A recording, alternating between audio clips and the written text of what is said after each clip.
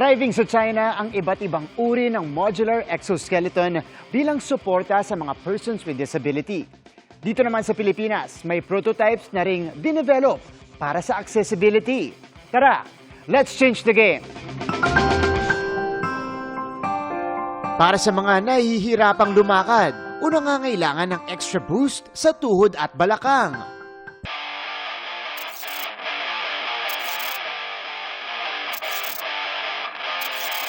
Swak dyan ang modular exoskeleton na unti-unti nang nakikilala sa China. Isa itong wearable robotic device na kayang magbigay ng kaukulang suporta sa lower body. Dinevelop ng isang robotics company na Ascentis. Level up leg support ito na pwede sa hiking, commuting o di kaya'y fitness training.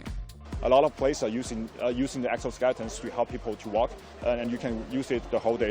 Sa tulong ng artificial intelligence, all-in sa app ang pag-control sa device with real-time motion recognition. That's why we're building this exoskeleton hardware with open platform design that we can combine the innovation both from China and the US. Speaking of built-in artificial intelligence prototypes, naitampok na natin dito sa Game Changer ang abot-kayang bionic prosthetic arm, developed by some computer engineering students. Masusi nilang pinag-aralan kung paano magagamit ang electromyography sensors at machine learning para makontrol ang prototype.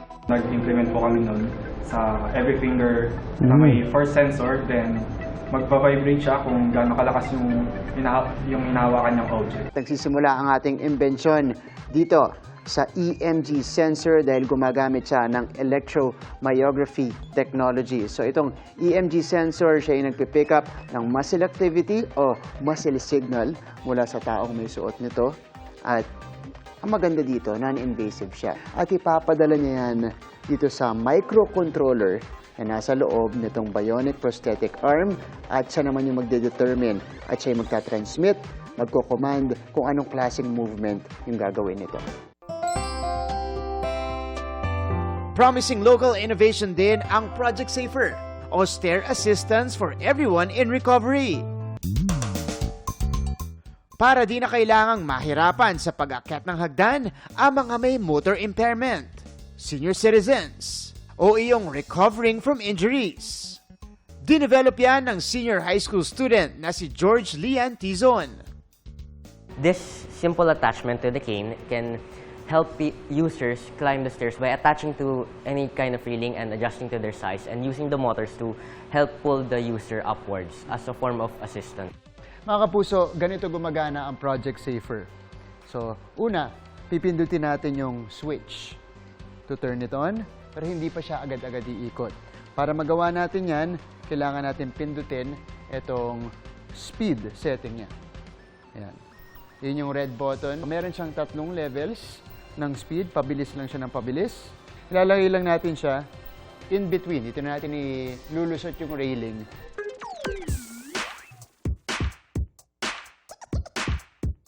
Sana po ay matulungan at masuportahan natin itong mga ganitong klaseng proyekto na may potensyal makatulong sa mas marami pang tao dito. Para sa GMA Integrated News, ako si Martin Javier. Changing the game!